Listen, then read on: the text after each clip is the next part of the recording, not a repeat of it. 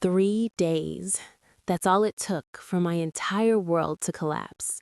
My husband, David, served me divorce papers, told me he wanted nothing to do with me, and kicked me out of the house we built together. I had nowhere to go. I had nothing. Or at least, that's what David believed. David thought he was leaving me broken and dependent. David thought I'd have nothing without him. David was about to learn the most expensive lesson of his life. Because what David didn't know about me would cost him everything. This is my story. My name is Aaliyah. For 8 years, I was married to a man named David who was obsessed with being seen as successful. Not with being successful, with being seen. David drove a luxury car. David wore designer brands. David made sure everyone at work knew about his house, his vacations, his status. David was all image, and I supported that image because I loved David. Everyone looked at us and saw the dream, the beautiful house, the successful husband, the perfect marriage. But what everyone saw wasn't the real story. What everyone saw was what David wanted them to see. And I was so busy supporting that image that I didn't realize I was building something completely different. What David didn't see was that while he was busy spending money to look rich, I was actually building wealth. I started investing when we were first married, small amounts at first. Then I got smarter. I read books, I took courses online, I made strategic investments. I built a portfolio David didn't even know existed. When David bought his second luxury car, I bought dividend stocks. When David took expensive vacations, I increased my retirement accounts. When David bragged about his salary, I was quietly building multiple income streams he had no idea about. My mother used to say, "Baby, let him spend. You keep building." And that's exactly what I did. I had a separate bank account, a real one, not a secret account. David just never asked about it. David never bothered to understand my finances because David assumed I was dependent on him. David was so wrong. About 6 months before the divorce, my best friend Janelle sat me down and said something I didn't want to hear. "Aaliyah, I don't think David is as happy as he's pretending to be," Janelle said. I defended David. I always defended David. "Janelle, David is just stressed about work." "No," Janelle said firmly. "David is stressed about money, real money. I've never seen him actually happy, just seen him trying to look happy." I didn't want to believe Janelle. I wanted to believe in the marriage I'd been supporting. I wanted to believe that all my sacrifices meant something. But looking back, the signs were everywhere. David was anxious. David would check his phone constantly. David started working late. David was distant. I thought David was having an affair. What I didn't know was that David was having a financial crisis. And when David's crisis hit its peak, David needed someone to blame. David needed to blow up his life and start over. David needed to escape. And the easiest way to do that was to leave me. One Tuesday morning, David sat me down at our kitchen table. I thought David wanted to talk about something. Maybe we needed to talk about distance between us. Maybe David wanted to work on our marriage. Instead, David slid divorce papers across the table. "I don't want to do this anymore," David said coldly. "I don't want to be married to you anymore." I remember staring at the papers. I remember my hands shaking. I remember asking David why. "Because you're not enough," David said. "You've never been enough. I thought marrying you would make me happy. It didn't." It wasn't about an affair. It wasn't about another woman. It was about David being profoundly unhappy with his own life and needing to destroy mine to feel better. I asked David what would happen to the house. David said he would keep it. David said I needed to leave. I asked David when. David said immediately. David said he wanted me gone within 3 days. I stood up from that table and I walked out of that kitchen in a daze. I called Janelle. Janelle came immediately. Janelle picked me up with 2 suitcases of my belongings, all I could grab in 3 days. I stayed at Janelle's apartment that first night. I couldn't sleep. I kept thinking about David. I kept thinking about the house. I kept thinking about how quickly my life had fallen apart. My mother called me the next morning. I tried to hide how devastated I was, but my mother knew me too well. "Baby, where are you?" my mother asked gently. "I'm at Janelle's," I said, my voice breaking. "Why? What happened?" And I told my mother everything. I told my mother that David left me. I told my mother that I was homeless. I told my mother that I had nothing. My mother was quiet for a long moment. Then my mother said something that changed everything. "Aaliyah, you have more than David could ever understand. You just don't know it yet. But in 3 days, everything is going to change." I didn't know what my mother meant. I was too broken to think about anything except the pain. Day 1 after David kicked me out. I cried. I let myself completely fall apart. Janelle held me while I fell. Day 2, I woke up and remembered something. I remembered all those investments, all those accounts, all that quiet building I'd been doing while David was busy spending. I opened my laptop.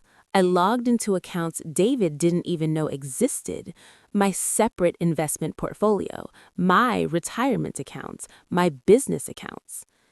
I stared at the numbers, and the numbers stared back at me. I was worth more than $3 million. Not David's money, mine, built slowly, quietly, intelligently while David was busy looking rich. Day 3, I walked into my bank. I met with the account manager.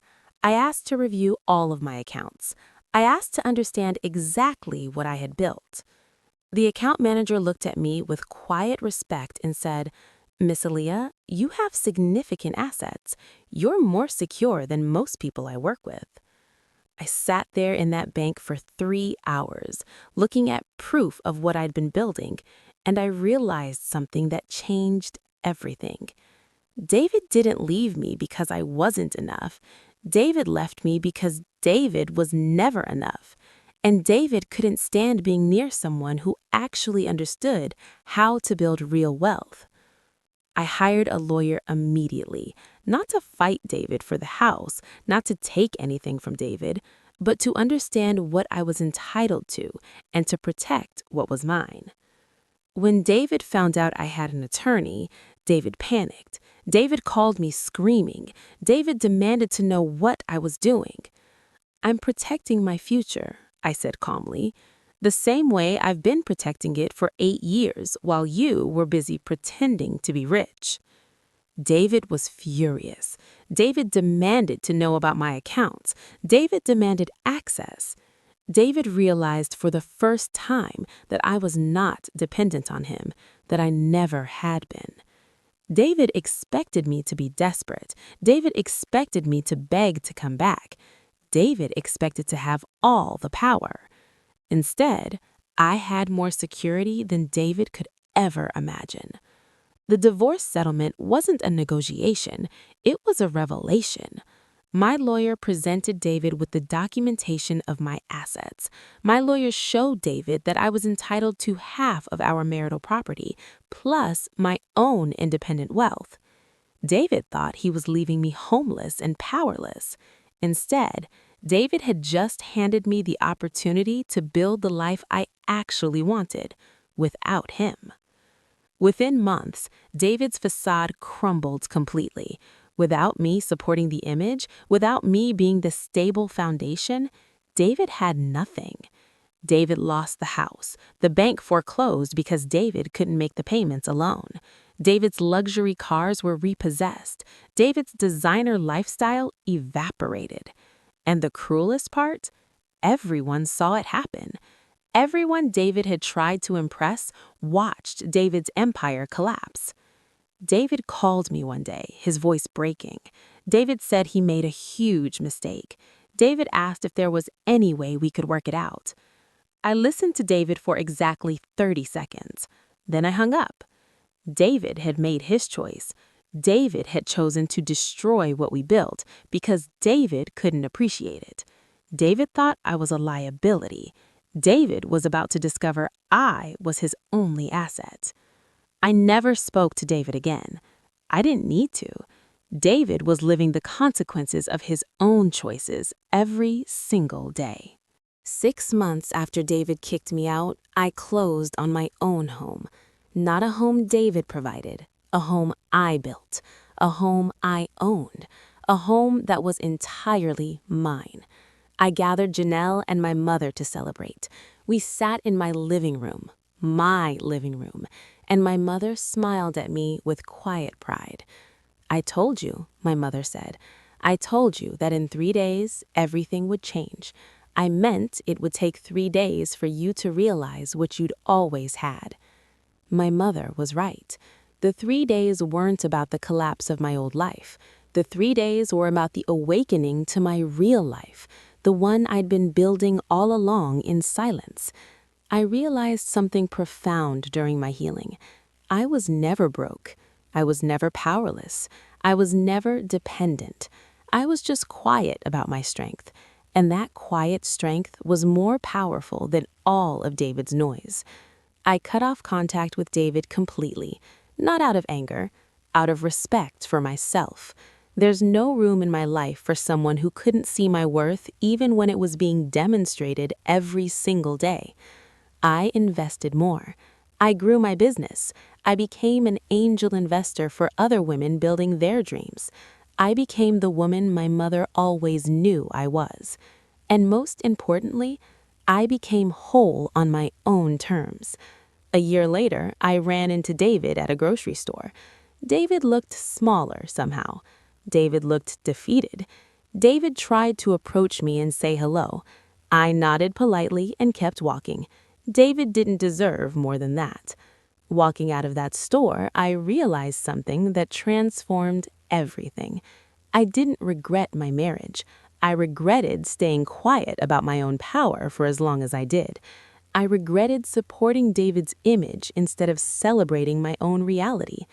But I didn't regret what happened, because what happened was the greatest gift I could have given myself. David's betrayal forced me to stop hiding. David's rejection forced me to stand in my own truth.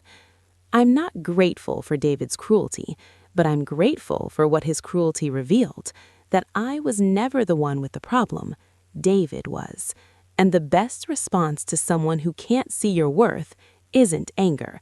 It's moving on and building something so undeniable, so powerful, so real, that their judgment becomes completely irrelevant. Today, I mentor women in financial independence.